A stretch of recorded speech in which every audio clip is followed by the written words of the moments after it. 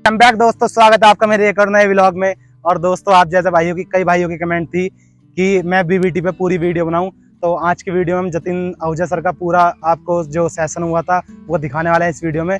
और इस वीडियो में जतिन सर खुद बताएंगे कि उन्होंने कैसे बीबीटी को खड़ा किया, कैसे बिग बॉय टॉयज इतना बड़ा ब्रांड बना। क्या चाहेंगे, मैं क्या बोलूं।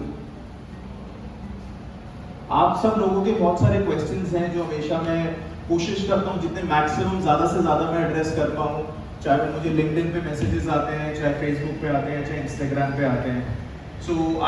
हम ये जनरली एक बारी में हम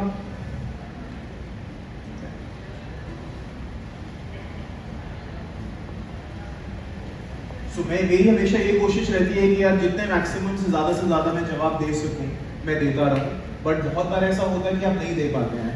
जो चीज़ मिस हो जाती है, जो आप मुझसे सुनना चाहते हैं, समझना चाहते हैं, आपके डाउट्स हैं, आपके माइंड में चीज़ें हैं जो आप सोचते हैं कि कैसे किया, क्या चीज़ें हैं जो हेल्प कर सकती हैं हम सब लोगों को ग्रोथ के लिए। वो सारी की सारी चीज़ें जो भी आपके क्वेश्चन है वो सारे एड्रेस कर सकता हूँ मैं। सारे की सारी चीज़ें एक ही दिन में हम कर लें तो एक ही बारी में कर लें ताकि बेटर है, बिकॉज बहुत सारे लोग हम ऐसे होंगे जिनके हमारे क्वेश्चंस कॉमन होंगे। अगर कॉमन क्वेश्चंस हैं तो कॉमन क्वेश्चंस एड्रेस हो जाएं और सबको हेल्प करें। हमारी कोशिश हमेशा यही है कि हम सारे एक दूसरे को मदद करें, बिकॉज अगर हम ग्रोथ लेंगे, इंडिविजुअल ग्रोथ, एक इंडिविजुअल, एक ऑर्गेनाइजेशन ग्रोथ लेंगे, हमारी कंट्री प्रोग्रेस करेगी। That's our vision, that's the whole idea. So do you want to hear about my story first, or you want to have an interactive session? What would you guys prefer? My journey started in the year 2003. So मैंने अपना school complete किया था 2003 में। And जब मैंने अपना school complete किया उससे पहले आपको कॉलेज में एडमिशन मिलता है। कॉलेज में एडमिशन जब आपको I got in admission in a college called Rai University. Rai Foundation करके कॉलेज हुआ करता था मथुरा रोड पे। वहाँ पे एक प्रोग्राम था जिसके अंदर जो लोग एडमिशन ले रहे हैं वो स्टूडेंट काउंसलर्स बन सकते हैं। Student counsellor is basically helping the institution और द एजुकेशन इंस्टीट्यूशन ग्रो। आप बहुत सारी चीज देवर अबाउट 1100 स्टूडेंट काउंसलर्स, जिसमें से 3-4 फ्रेशर्स थे जो नए ज्वाइनीज थे, और बाकी सारे वो थे जो first year, second year, third year में थे। बिकॉज जब एडमिशन होते हैं तो बहुत ज़्यादा रश होता है, बहुत प्रेशर होता है कॉलेज के ऊपर, और जनरली कॉलेज के पास इतनी मैन पावर नहीं होती। That was my first job wherein I started earning 5,500 rupees a month.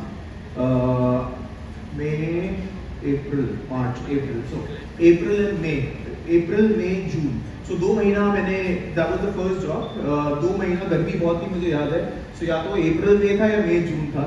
Narayana से हम मथुरा रोड जाते थे, used to take about 1.5 hours, और गर्मी बहुत थी और बस चलती थी 479 जिस पे जाया जाता था, बिकॉज अगर गाड़ी पे जाते तो शायद इतने का पेट्रोल लग जाता जितने की जॉब थी। that was the first job which I did. उसके बाद हमेशा से पैशन था गाड़ियों का, और 2-3 चीज़ें हैं जिसका पैशन था। मतलब एक गाड़ियाँ हो गई, उस ज़माने में मोबाइल फ़ोन भी हुआ करते थे, वर्तू और बाकी सारे एक्सपेंसिव। अब तो खैर बड़ा सिंपल हो गया, मोबाइल फ़ोन में बहुत ज़्यादा चूज़ कर नहीं सकते, इट्स एप्पल और it's Android. that's how it is. Mobile phones, mobile numbers and cars. These are the only 3 passion I always had and I still have till today. First job was around cars because that was the biggest passion. When I was in college first year, I decided यार कि 18 साल के हो गए हैं, हमने हमेशा यही सुना है कि अमेरिका के अंदर बच्चे 18 साल की उम्र में इंडिपेंडेंट हो जाते हैं, अपने घर वालों से कुछ नहीं लेते। यही सुना, यही सोचा हम भी कुछ करके दिखाते हैं ऐसा सा। फर्स्ट ईयर कॉलेज के अंदर काम करना शुरू कर दिया। मेरा एक दोस्त था जो कॉलेज के अंदर फिएट लेके आया था मॉडिफाई करने के लिए, बिकॉज मैकेनिकल इंजीनियरिंग थी। मॉडिफिकेशंस और ऑन ग्राउंड एक्टिविटीज़ कई सारी होती थी। मैंने भी सोचा यार कि क्या किया जाए। हमने एक्सीडेंटल, मैं और मेरा एक फ्रेंड था जिन्होंने दोनों ने मिलकर शुरू किया। उसका नाम राहुल है, आज वो रियल एस्टेट करता है। I am into cars, still my closest friend. We both thought कि लेट्स डू समथिंग। हमने गाड़ियाँ खरीदी, फर्स्ट कार खरीदी इनफैक्ट इंश्योरेंस कंपनी से, कि यार फिएट और एम्बेसडर क्या रिपेयर करेंगे, गाड़ी खरीद के। It was an accidental car, जो आजकल जिसको हम टोटल लॉस या कैश लॉस भी बोलते हैं, from an insurance company. Cash loss या टोटल लॉस का मतलब ये होता है कि जब आपकी गाड़ी में रिपेयर का बिल, सपोज एक गाड़ी 10 लाख की है और उसका रिपेयर का बिल 70% एक्सीड कर जाता है, तो उसको टोटल लॉस या कैश लॉस डिक्लेयर कर दिया जाता है, जिसको नॉट फिट फॉर रिपेयर कहा जाता है। सो हमने वो गाड़ियाँ खरीदनी शुरू करी। हमने सोचा यार कि क्या हम फिएट अबैजर रिपेयर क्या करेंगे। पहली गाड़ी खरीदी दैट वाज अ फिएट पालियो, उसको रिपेयर करके कि हम रिपेयर करेंगे और उसको ठीक करके बेचेंगे और पैसे कमाएंगे, बिकॉज हमने ऐसा किसी मार्केट में कई लोगों को करते हुए देखा था। So that's how we thought कि हम भी करके देखते हैं, पैसे कमा के देखेंगे। तो पहली गाड़ी खरीदी मेरे ख्याल 70 या 80 हज़ार रुपये की थी। I think 70,000 rupees was the first car which we bought, which was a Fiat Palio. उसके साथ साथ एक गाड़ी और खरीदी विच वाज Tata Indica, just 2-3 months down the line. So जब हमने पहली गाड़ी खरीदी और उसको रिपेयर करने की तरफ चले, so it almost took us 1 year to repair that car, क्योंकि तो डैमेज बहुत ज़्यादा था और हमारे को कोई एक्सपीरियंस नहीं था। सो जब पहली गाड़ी रिपेयर करी फिएट पालियो, 1 साल लगा और उस गाड़ी के ऊपर रिपेयर की कॉस्ट वाज 2,10,000 रुपीज़। 80 हज़ार की गाड़ी थी, 2,10,000 रुपये ऊपर रिपेयर कॉस्ट लगी और उसके बाद फिर हमने उसको अल्टीमेटली 1 लाख रुपये में बेचा। So that was our first business transaction which we actually did. And उसके बाद जब पहली 2 गाड़ियों के अंदर 3-4 लाख रुपए का नुकसान हो गया, तो हमारा जो मोटिवेशन थी वो बहुत डाउन हो गई कि नहीं यार, आज के बाद मतलब टमाटर बेच लेंगे, समोसे तल लेंगे, लेकिन गाड़ियाँ नहीं करेंगे। सो that was the first business interaction of hours. But उसके बाद हमने फिर सोचा कि चल इतना काम कर लिया, 1 साल में बहुत सारे लोगों को मिल लिए हैं, बहुत सारी चीज़ें सीख ली हैं। सो पहली जो गाड़ी थी फिएट पालियो, वो एक्सीडेंट इतना ज़्यादा था कि उसने हमारे को बहुत कुछ सिखाया कि रियल मायने में गाड़ी रिपेयर कैसे होती है, रियल मायने में गाड़ी के पार्ट्स कहाँ से मिलते हैं। मतलब जो चीज़ें हम सोच सकते हैं, जो हमारी लर्निंग उस ट्रांजैक्शन में रही, वो बहुत ज़्यादा हाई थी। So we learn a lot because damage was very high. It was actually a non repairable car, but हमने हिम्मत नहीं हारी, हमने रिपेयर कर ली। तो सीखने को बहुत मिला। थर्ड ट्रांजैक्शन हिम्मत मार के हमने करी, and then we in the third transaction we made 1,40,000 rupees, and that gave us the boost कि हाँ यार, अब कमाई हो गई है, अब हम नहीं छोड़ेंगे। सो उसके बाद हमने फिर गाड़ियाँ खरीदनी शुरू करी। फिर होंडा सिटी की थर्ड कार, जिसके अंदर हमने पैसे बनाए। सो क्योंकि इन गाड़ियों में पहली 2 गाड़ियों में लॉस हो रहा था, तो लॉस हमारी बेरिंग कैपेसिटी नहीं थी, तो हमने पहली दोनों गाड़ियाँ, एक राहुल ने रख ली, एक मैंने रख ली, और उसके बाद हमने काम करना शुरू किया, पैसे बनाने शुरू किए। And then 2005, this was 2003 and 4, 2005 में 26 जुलाई को फ्लड आया था बॉम्बे में। अगर याद होगा, आज तक का बॉम्बे का सबसे बड़ा फ्लड है। सो वहाँ पे बहुत सारी मर्सिडीज डूबी थी, मर्सिडीज BMW, ऑफ कोर्स बहुत सारी गाड़ियाँ डूबी। सो हमारे को इंश्योरेंस कंपनी ने, क्योंकि हमारे कनेक्शंस ठीक ठाक हो गए थे, हम मेहनत बहुत कर रहे थे, काम दिन रात कर रहे थे, और उसका एक बहुत बड़ा रीज़न भी है कि हम काम दिन रात कर पा रहे थे और मेहनत कर पा रहे थे, बिकॉज कॉलेज हमारा बहुत ज़्यादा मेहनत कराने वालों में से नहीं था। सो हमारे पास टाइम था, प्रॉक्सी लग जाती थी, यार दोस्त अच्छे थे, अटेंडेंस हो जाती थी, हमारा ध्यान काम पे था। साल में लगभग 2-2.5 महीने मतलब हम चले जाते थे कॉलेज, और काम हो जाता था कि हाँ ठीक है यार, पासिंग मार्क्स लिया बस ठीक है। एंड शुरू से फोकस यही था कि यार काम करना है, बिकॉज पढ़ाई करने के बाद भी काम करना है, आज ही काम कर लेते हैं। सो फोकस और शौक हमेशा काम के ऊपर और गाड़ियों के ऊपर ज़्यादा था। सो अब आते हैं वापस 25 जुलाई 2005, जब गाड़ियाँ डूबी बॉम्बे के अंदर, तो हमने पहली मर्सिडीज खरीदी वहाँ से, विच वॉज S350। आज भी मुझे याद है, MH04AB 9000। ये S क्लास थी, एंड मेरा S क्लास खरीदने का सपना, मतलब इट वाज अ ड्रीम कि मैं 40-45 साल की उम्र तक काम करूंगा और पैसे इकट्ठे करके एक S क्लास खरीदूंगा अपने लिए, बिकॉज मेरी सबसे बड़ी ड्रीम कार जो थी वो S क्लास थी। सो वो गाड़ी पानी में फ्लड हुई, हमने उसको खरीदा, उसको रिपेयर किया। पहली इन्वेस्टमेंट मेरे पिताजी ने दी मुझे, आई थिंक 22-22.5 लाख रुपए की वो गाड़ी हमने खरीदी थी। उसको दिल्ली लेके आए, बिकॉज दिल्ली लेके आना बड़ा सिंपल सा तरीका था उसको, उसके ऊपर काम करने का। अगर एक नेचुरल कैलामिटी आती है, अगर बॉम्बे में फ्लड आया है और गाड़ियाँ खराब हुई हैं, सो वर्कशॉप की कैपेसिटी उतनी कभी भी नहीं हो सकती है for a natural calamity. So workshop की कैपेसिटी अगर 500 गाड़ियां रिपेयर करने की थी और गाड़ियां खराब हो गई थी 2000। सो वर्कशॉप प्रॉपरली ध्यान ही नहीं दे पा रही थी। तो वही क्या कर रहे थे कि कट कॉपी में सारी गाड़ी में सारी चीजें खराब है, आप इनको चेंज करोगे तो अगर आप यस करते हो चेंज कर देंगे, नहीं तो चेक करने का टाइम ही नहीं था उनके पास, इतनी मैन पावर इतना इंफ्रास्ट्रक्चर था ही नहीं। सो हमने क्या किया कि हमने चूज करी पहली गाड़ी, लेके आए दिल्ली, लेके आए दिल्ली मर्सिडीज पे गए और उसको रिपेयर कराया। मतलब विद इन 30-35-40 डेज वो गाड़ी रिपेयर हो गई और उस गाड़ी को रिपेयर करने के बाद हमने उसको वापस मुंबई भेजा। Coincidentally that was the first Mercedes of our career and the first biggest customer of our career जिन्होंने हमारे से गाड़ी खरीदी। वो सेंचुरियन बैंक ऑफ पंजाब के चेयरमैन थे, मिस्टर दर्शनजीत सिंह। अब वो नहीं है, उनके father started Punjab National Bank, so that's how we came to know our first biggest customer and we actually made about 24.5 lakh rupees within 40 days after we bought the car. Our investment was about 22-23 lakhs. We repair cost on that car was about 3-4 lakhs and we made 24 lakhs. So that 24 lakhs gave us the capital to buy more cars. क्योंकि हमारे पास 24 लाख रुपए पहले गाड़ी के 22-23 लाख पिताजी ने दिए, उसके बाद नेक्स्ट गाड़ी खरीदने के लिए 10 लाख और दिए, वो दोबारा नेक्स्ट गाड़ी भी 24-25 लाख रुपए के आसपास की थी। नेक्स्ट गाड़ी में हमारे को 10 लाख रुपए my father funded us and उसके अलावा 10-15 लाख रुपए हमने अपने यार दोस्तों से, फ्रेंड्स एंड फैमिली से इकट्ठे किए, मतलब इंटरेस्ट पे।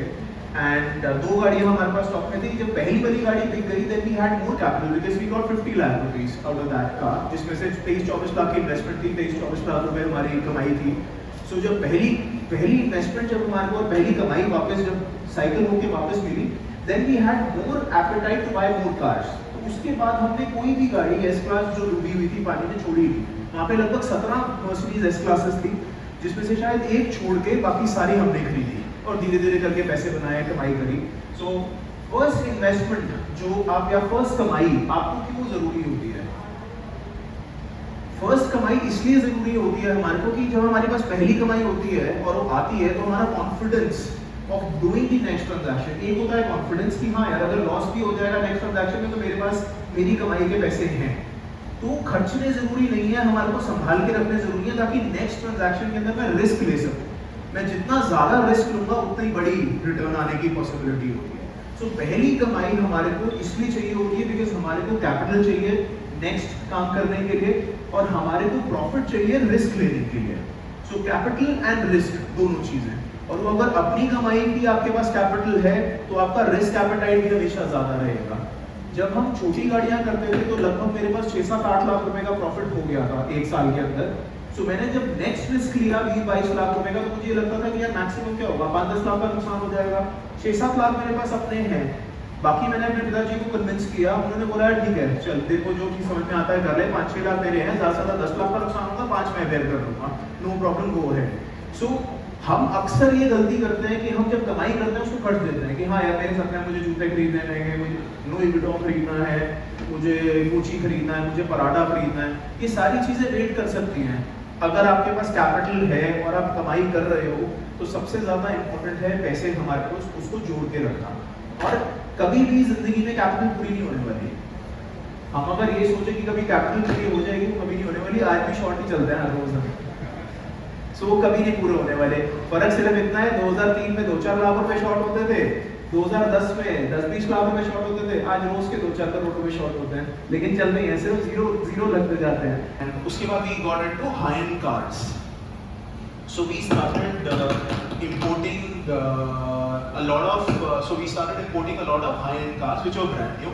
So 2007 नई Land Cruiser लॉन्च हुई थी जो अभी आजकल भी चलती है till now. That got launched in 2007. So we started importing a lot of Land Cruisers. So first पहले एक करके हमने 2 गाड़ियाँ import करी थी. Then we sold a lot of Land Cruisers, BMW X6, Panamera, first Panamera in the country, first Panamera, first X6, first new shape Land Cruiser. So then at that point of time हम हमेशा ये बोलते थे कि यार आप दिल्ली शहर में जितनी भी लैंड क्रूजर नई शेप दिख रही है आपको, हर 10 में से 9 गाड़ियाँ या 8 गाड़ियाँ हमारी दी हुई हैं। आप सड़क पे हाथ दे के रोक के पूछ लो बेशक, बिकॉज मार्केटिंग करनी हमारे को आती थी, शुरू से मार्केटिंग हम कर ही लेते थे। सो माल बेचना आता था, सो सेल्समैन है तो माल तो बेच ही लेते हैं। So that was 2007 import. Then 2007 के बाद 2011, 2009 में हमने बिग बॉय टॉयज शुरू किया। बिग बॉय टॉयज इसलिए शुरू किया बिकॉज जो हम नई गाड़ियां बेचते थे, नई गाड़ियों बेचते हुए यूज्ड कार्स हमारे को एक्सचेंज में लेनी पड़ती थी, और जो नई गाड़ी का प्रॉफिट था वो बड़ा हो जाता था। मतलब अगर मैं आज नई गाड़ी के अंदर 10 लाख कमाता हूँ,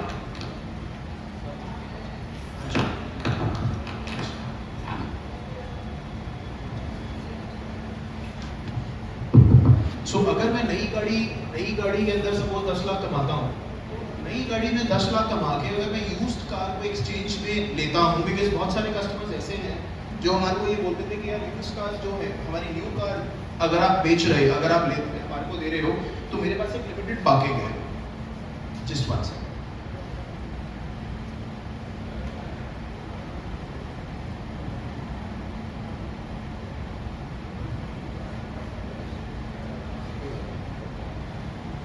मेरे पास सपोज 5 गाड़ियों की पार्किंग है, मेरे पास 6 गाड़ियां मुझे नहीं चाहिए, तो मेरे साथ नई गाड़ी मुझे दे दो, लेकिन यूज कार ले जाओ। और जब न्यू कार के अंदर जो भी प्रॉफिट कमाते थे वो यूज कार, क्योंकि बाइंग ही नहीं करनी आती थी, ये नहीं पता था कि 20 लाख की लेनी है, 25 लाख की लेनी है, 20 किलो की 25 की बिकेगी, 25 किलो की 30 की बिकेगी। तो हम मिस्टेक्स करते थे खरीदते हुए यूज कार। जब हम मिस्टेक्स करते थे, जो नई गाड़ी का प्रॉफिट होता था वो सारा खराब हो जाता था। सो हमने सोचा यार एक यूज कार का अलग से बिजनेस प्लान बनाते हैं, जिसके अंदर अलग से हम यूज कार खरीदेंगे, एक्सपर्टीज डेवलप करेंगे और यूज कार ही बेचेंगे, ताकि जो भी हमारा प्रॉफिटेबिलिटी है वो खराब ना हो। So that's how Big Boy Toys came into existence, and now Big Boy Toys is bigger than all the other businesses. So कभी-कभार मतलब मेरी लाइफ में ऐसा हुआ है कि आपकी एक सब्सिडरी बिजनेस जो आपने शुरू किया वो आज आपके मेन बिजनेस से ज़्यादा बढ़ रहा है। So this is how Big Boy Toys came into existence, and Big Boy Toys is the main business we have today. So 2009 we started with Big Boy Toys, and till today we are doing Big Boy Toys. So after this we are starting now we've launched a new company called Cars.co.in, which is the kind of cars which we don't do. So like a 3 series or a 5 series we don't do at Big Boy Toys, we don't buy. But there's a huge market for 3 series, 5 series basically, which are sub 50 lakh segment. So from 20 lakhs to 50 lakhs, because वो वाला जो business है वो बहुत different तरीके से होता है। इसमें मार्जिन्स कम है लेकिन वॉल्यूम्स हाई हैं। हमारा जो बिजनेस है उसके अंदर उतने वॉल्यूम्स नहीं है। Like I think Big Boy Toys controls about 17-18% of the market in the country on high-end cars. But and अगर आप स्केल भी करेंगे तो 18% से 30, 35, 40% पे चले जाएंगे। You can never have 100% of the business in a region or in a country. So next phase for Big Boy Toys or for our group is going to come from volumes. So volumes are going to come from Cars.co.in, means the lower ticket size item from 20 lakhs to about 50 lakhs, because अगर हम ढंग से काम करें तो we can sell 500 cars a month. So हमारे को एक ट्रांजैक्शन, एक ऑर्गेनाइजेशन है जो प्रॉफिट सेंटर पे फोकस करती है, और दूसरी ऑर्गेनाइजेशन इसलिए डेवलप करी है बिकॉज वॉल्यूम्स पे हम फोकस करते हैं। बिकॉज जितना जल्दी सोए उतना जल्दी सोए और उतना बेटर रहेगा, because when you get up early you start exercising. I'm 36 now, so I think if I don't exercise, then probably तो लगता नहीं है ऐसा मैं exercise करता हूँ, but still, if you exercise, your body can definitely do what your mind tells the body to do. So I try and get up at 7 a.m., 6:30 to 7, go for a walk and then start the work. So जब हम उठते हैं धंधा शुरू हो जाता है, और पहले आज से कुछ साल पहले तक ऐसा होता था कि जब मैं सोता था तब धंधा बंद होता था basically. So that was the only time I used to not work, but जब से बच्चे हुए हैं तो कोशिश होती है 9 बजे के आसपास फ़ोन साइड रख दिया जाए। So the business starts when you get up, and we working till about 9 at least, because phone is always on. We built an organization where if you come 3 days in a week to office, or you come 2 days in a week, or you come 7 days in a week, work never stops. So this is our routine.